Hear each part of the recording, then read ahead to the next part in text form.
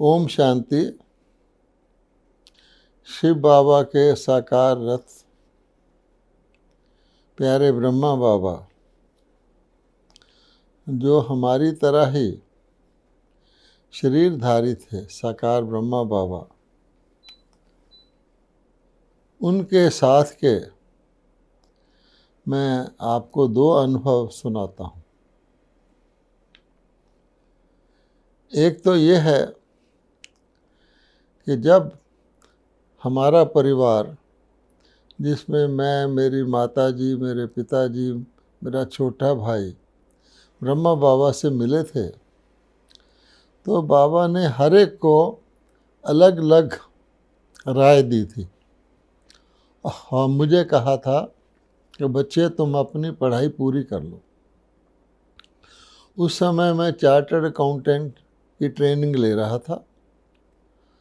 मैंने अपनी पढ़ाई पूरी कर ली और जैसे कि चार्टर्ड अकाउंटेंट करते हैं, दिल्ली में एक बहुत बड़ा बिजनेस एरिया है जिसको सदर बाज़ार कहते हैं, वहाँ मैंने अपना ऑफिस खोलकर सीए की प्रैक्टिस शुरू कर दी। अभी 6-7 महीने हुए थे कि हमारा माउंट आबू आना हुआ। तो पांडव भवन में ब्रह्मा बाबा से जब मैं मिला तो उन्होंने मुझे पहला प्रश्न यही पूछा कि बच्चे तुमने पढ़ाई पूरी कर ली? तो मैंने बड़े फ़ख्र से कहा, हाँ बाबा, मैंने पास कर लिया है और सदर बाज़ार दिल्ली में मैंने अपना ऑफिस खोला है प्रैक्टिस करने का। बाबा मुस्कुराए और बोले, बच्चा ज़रा और नज़दीक आओ। मैं बाबा के समीप तो था ही और नज़दीक चला गया। तो बाबा ने कहा, बच्चे तुम अपनी प्रैक्टिस ना करो, उसमें बुद्धि बहुत लगती है, हर क्लाइंट के केस के में ध्यान जाता है, तुम कोई सरकारी नौकरी कर लो। मैंने कहा, जी बाबा। मैं वापस आ गया। अपने भाई को कहा कि जो भी मेरे ऑफिस में लोगों की बुक्स वगैरह हैं वापस कर दो। वहाँ का फर्नीचर, उस समय एक रजौरी गार्डन सेंटर दिल्ली में नया बना था, वहाँ दे दो।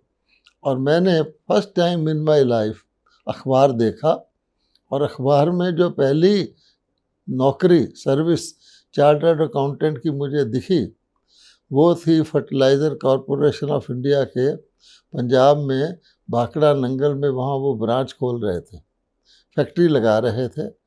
उनके कई जगह भारत में फैक्ट्रियाँ थीं, तो उसमें वो नौकरी थी चार्टर्ड अकाउंटेंट्स की।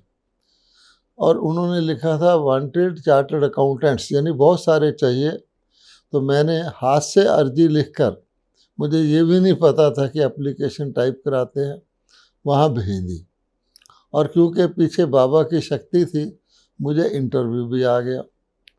अब फर्स्ट टाइम मैं अपने लाइफ में अकेला इंटरव्यू के लिए दिल्ली छोड़कर वहाँ गया और मैंने देखा ट्रेन में 8-9 कैंडिडेट उसी पोस्ट के लिए जा रहे हैं और वो बड़े स्मार्ट थे, फटाफट इंग्लिश बोल रहे थे।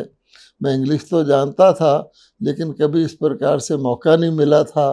आपस में खूब हंस हंस के बातें कर रहे थे।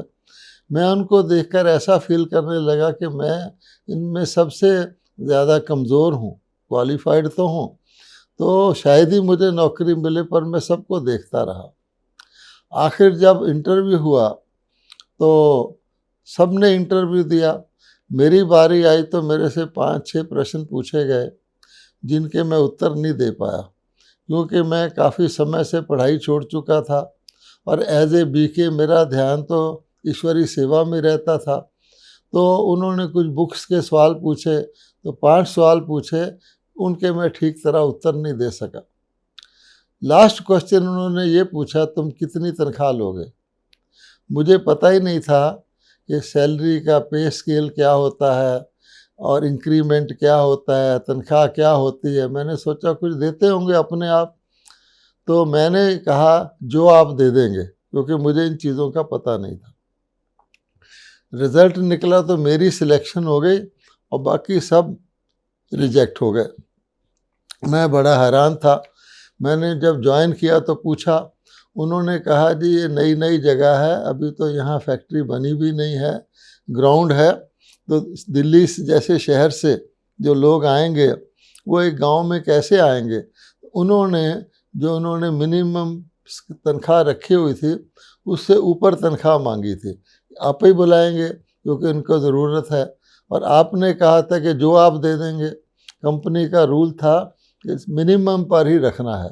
उन्होंने आपको रख लिया और बाकी को रिजेक्ट कर दिया। अच्छा, मैंने ज्वाइन कर लिया।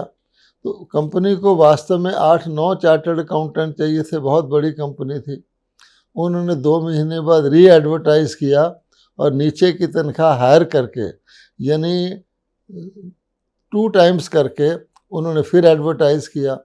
फिर नए लड़के आए, वो सिलेक्ट हुए, और मैं क्योंकि ऑलरेडी अंदर था, ज्वाइन था, मेरी तनख्वाह आप ही बढ़ गई, उसी लेवल की हो गई।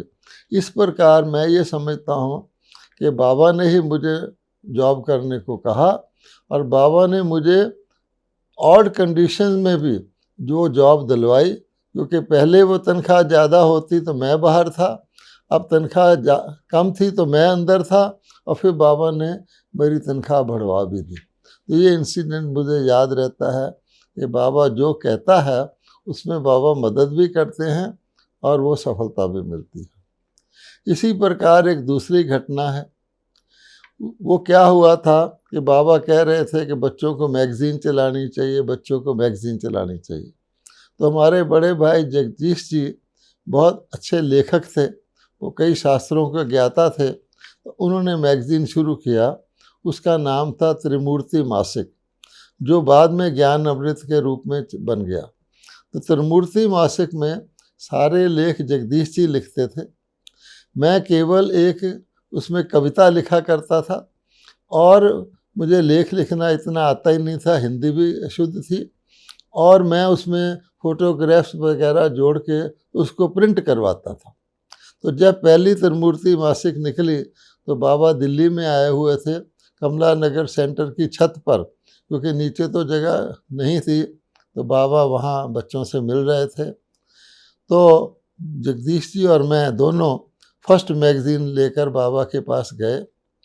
तो बाबा ने उसको पन्ने पलट के देखा, और बाबा ने कहा जगदीश जी को, ये बच्चा मेरा पहला एडिटर है, और मुझे कहा ये बच्चा मेरा दूसरा एडिटर है।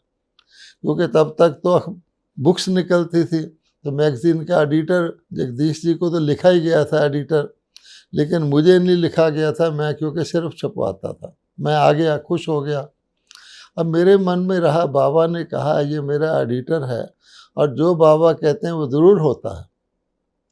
तो एक बार जगदीश जी विदेश यात्रा पर 1 साल और शायद 9 महीने के लिए गए थे। तो जाते समय वे मुझे कह गए, भाई ये मैगज़ीन चलता रहना चाहिए, आपको इसे चलाना है। तो मैंने कहा ठीक है। तो मैं क्या करता था, फिर भारत में भिन्न भिन्न भाई जो लेखक थे उनको मैं लिख देता था, कईयों को कि भाई आपने लेख भेजना, आपने लेख भेजना है, और अपनी कविता को जोड़कर मैं, जगदीश जी मुझे विदेश से एडिटोरियल भेज देते थे। तो 1 साल और 9 महीने मैंने रेगुलरली उस मैगज़ीन को चलाया। तो तब मेरे मन में एक तसल्ली हो गई कि हाँ, बाबा ने कहा था, तो देखो मैं एडिटर बन गया। यद्यपि मेरा नाम एडिटर के तौर पे नहीं लिखा जाता, पर बाबा ने कहा था मैं एडिटर बन गया। अपने आप को मैंने खुश कर लिया। फिर क्या हुआ, बहुत समय के बाद दिल्ली में एक मीटिंग हुई कि हमारा एक इंग्लिश का मैगज़ीन भी निकलना चाहिए, और बोले कौन निकालेगा। तो मेरा हाथ अपने आप उठ गया कि मैं निकालूंगा। तो सब ने कहा आप निकालेंगे? मैंने कहा हाँ, मैं निकालूंगा। यद्यपि मैंने इंग्लिश एज ए सब्जेक्ट नहीं पढ़ा, मैं तो कॉमर्स पढ़ता रहा हूँ, फिर भी मैंने कह दिया था, और बाबा ने शायद करवाया था।